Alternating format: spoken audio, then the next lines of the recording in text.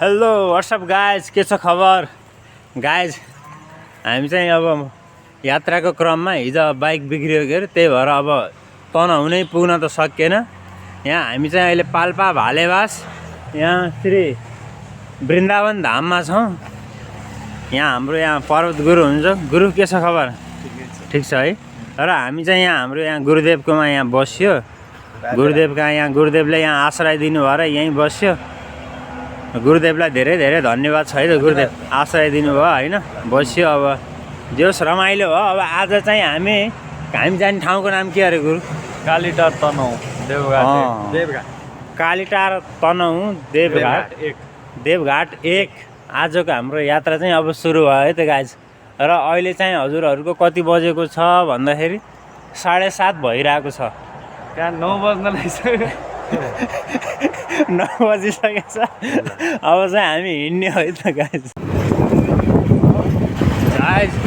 अहिले चाहिँ हामी अब यहाँ पाल्पा भालेवासबाट हिँड्यौँ क्या। अब हामी यात्राकै क्रममा छौँ। जय शम्भु। अगाडिको बाटोहरू मार्गहरू चाहिँ यस्तो छ है। पाहाडको बाटो बिहान चिसो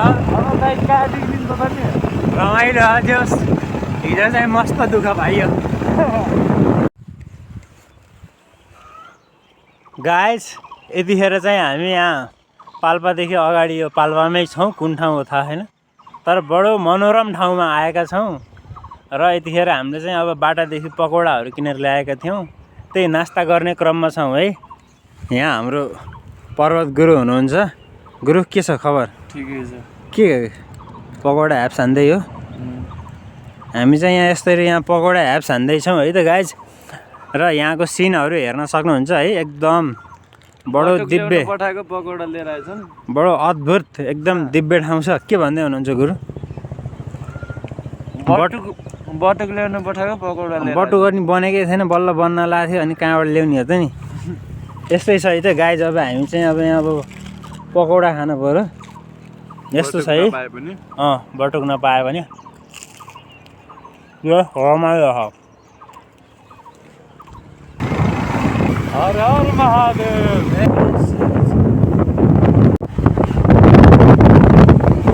गाइज जय शम्भु। जय शम्भु। अहिले चाहिँ हामी कुन ठाउँमा छौँ अरे? हामी उहाँ दाइहरूले सुन्नु पाल्पा धैरेनी भन्ने ठाउँमा छौँ। र अहिले चाहिँ अब यहाँ 10 बजेको कार्यक्रम हुँदैछ। चियापान कार्यक्रम चलिरहेको। हाम्रो गुरु उता चाय पिउँदै हुनुहुन्छ। नास्ता पनि छ। म चाहिँ यसो यहाँ आलु मटरको सब्जी नि खानु ला। म यहाँ चाय पनि खानु लाग्यो। यहाँ दाइहरू हुनुहुन्छ यहाँ होटेलको साउसाउनी। अहिले चाहिँ यस्तै चलिरहेको है। यात्रामै छौँ हामी गाइज। अहिले चाहिँ हामी पाल्पा र स्याङ्जाको बोर्डर यो रामदीको है। हजुरहरूलाई यहाँको सिन देखाउँछु। यहाँ त हाम्रो गुरुदेव हुनुहुन्छ पर्वतजी। यहाँ हेर्नुहोस् त यताको मनोरम दृश्यहरू कस्तो छ। र हो अनुष्ठान गरेको ठाउँ नि त्यही हो। त्यो रह्यो हजुरको के भन्दाखेरि यो उस रामदी पुल त्यो रह्यो। यो खोला कुन हो? यो खोला चाहिँ यो खोला नै नदी चाहिँ यो कौन? कृष्ण गण्डकी हो। हेर्नुहोस् त भ्यूहरू चाहिँ यहाँ यस्तो छ है त। एकदम मनोरम जबरजस्त। यतातिर यो मेरो जन्म के भन्छन् अरे? यसलाई के भन्छन् अरे? मालुङ्गा। यो रुख यो फुला छ, सिमल फुला छ। यतातिर हाम्रो गुरु हुनुहुन्छ। र अपन इधर है त गाइज। इथे गाइज अहिले चाहिँ हामी उत्तर वाहिनी गुरुकुलको ठ्याक्कै माथि छौँ है। कालीगण्डकीको माथि हेर्न सक्नुहुन्छ। यताबाट कार आइरहेको छ। यसरी हेर्दै जाँदाखेरि एकदमै मनोरम दृश्य रहेको छ। यता हाम्रो गुरुजी नि यहाँ जय शम्भु जय शम्भुमा हुनुहुन्छ।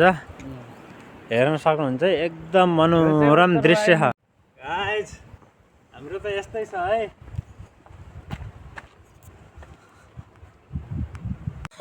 दिपकजी चार्जर निकालौँ न गाइज। यतिखेर चाहिँ हामी यहाँ ढोडेनी भन्ने ठाउँमा आइपुगेका छौँ नवलपुरमा है। यहाँको हजुरले वातावरण माहौल हेर्न सक्नुहुन्छ।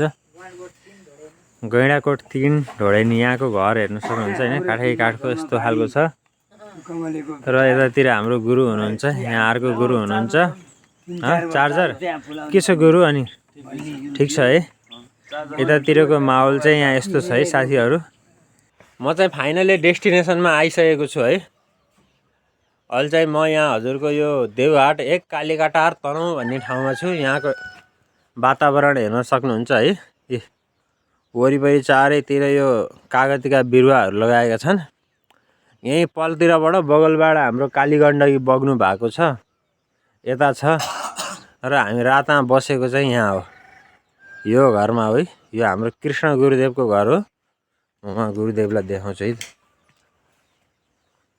गुरुदेव नारायण आरामै हुनुहुन्छ आराम छु ल जय होस् गुरुदेवको कहाँ आएर यहाँ बसेको हामी अब चाहिँ नुहाउन पनि जाँदैछौँ ल अहिलेलाई चाहिँ यति नै भयो है त गाइस भिडियो बाँकी अब नयाँ भिडियोमा हामी भेटौँला